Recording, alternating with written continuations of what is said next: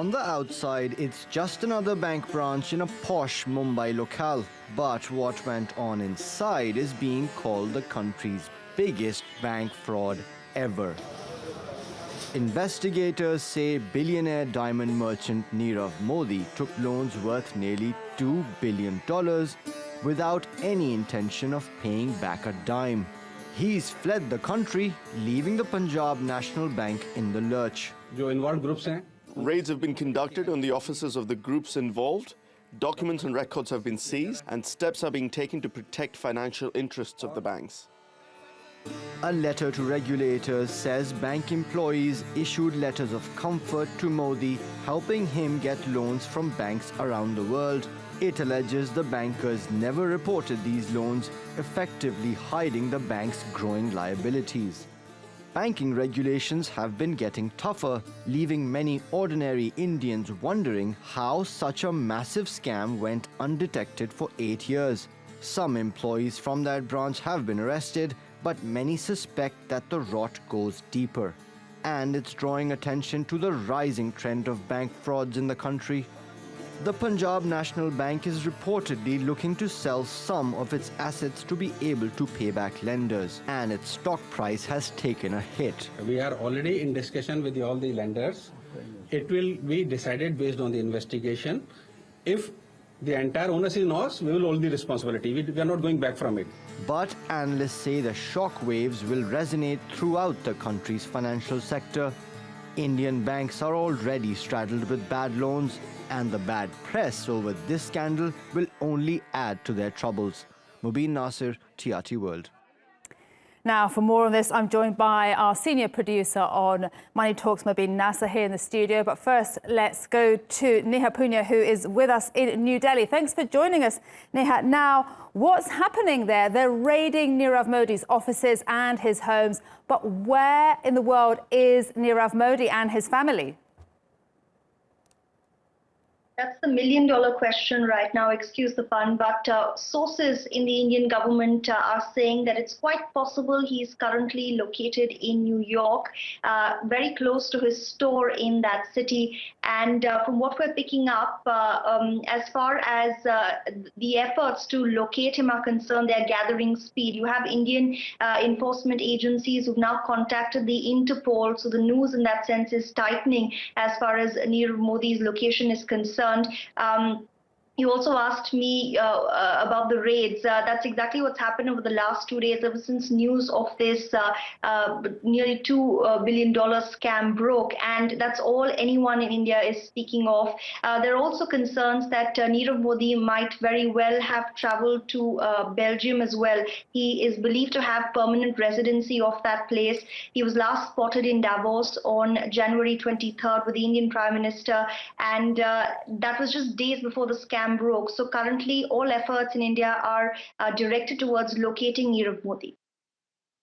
Now, I want to ask, Mobin, how on earth, now nearly $2 billion fraud go unseen for 8 years? Surely there are some sort of checks and balances in India. Well, what we've heard coming out of regulators so far is that there are two lines of investigation here. They want to see if this is a systemic failure or whether this is something that was caused simply by collusion between corrupt individuals. Of course, if you have people colluding in such a way, placed in strategic positions, then even the best of systems can be fooled. And of course, if it's not a saying yet, it probably should be: money buys 9 lives. And perhaps that's why Nirav has been able to evade the law so far. But is that even the primary goal for, at least in the mind of the ordinary saver or taxpayer, people who can kind of see the axe falling on themselves? Should this money have to come out of the bank, or if the bank isn't able to cough it up, out of the government? The more important question is, where in the world is all this money? Absolutely, where is it? Now, I just want to ask you, Neha, why on earth would Nirav Modi need this money? He's ranked 85 on Forbes' list of India's richest people. He's dressed people, lots of Bollywood and Hollywood stars. So why would he need this money? Incidentally, the Forbes list you're mentioning came out in the year 2013, and since 2014 till today, he's been under the scanner of various Indian agencies. The first thing that brought him under the scanner was an export-import default that was highlighted to the Indian agencies. Ever since, there have been case after case as far as Nirav Modi in India is concerned. Of course, the $1.8 billion scam takes the cake and is the gem of all scams that we're currently looking at. But that's also brought into question his modus operandi. Was this how he was funding his billion-dollar empire? Was this how he was keeping all his showrooms from Macau to New York running? And that's exactly what's going to come to light when this investigation proceeds, because the worry in India is it might not be limited to the Punjab National Bank. It's quite possible he uses the same modus operandi to take loans from other banks as well, and that's what Indian agencies are trying to ascertain now. Okay, now I just want to ask about the reaction, Neha. How is India reacting to the mother of all scams, fraud scams? There's complete and absolute outrage. This is not the first scam we've seen in India, and the worry is it might not be the last. And every common Indian citizen here is speaking of difficult it is for an average Indian, an average local to get loans from the bank. How every time you default on a loan payment, you have collection agents who are hounded constantly. And this time around, it looks like another person who had connections in the right place managed to get away. We've seen this with the Kingfisher tycoon Vijay Mallya, who's currently in. He's got a massive debt on his head. He hasn't been able to pay it off, and the law couldn't catch him. And the worry is the same could happen with Nirav Modi.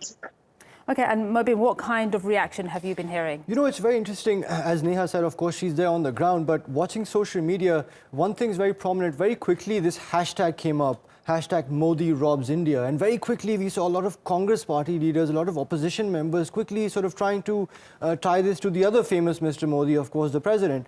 And unfortunately, it seems to be very quickly becoming a political sort of point-scoring match, when in fact, this scam has been going on not just under this government, but also under the previous.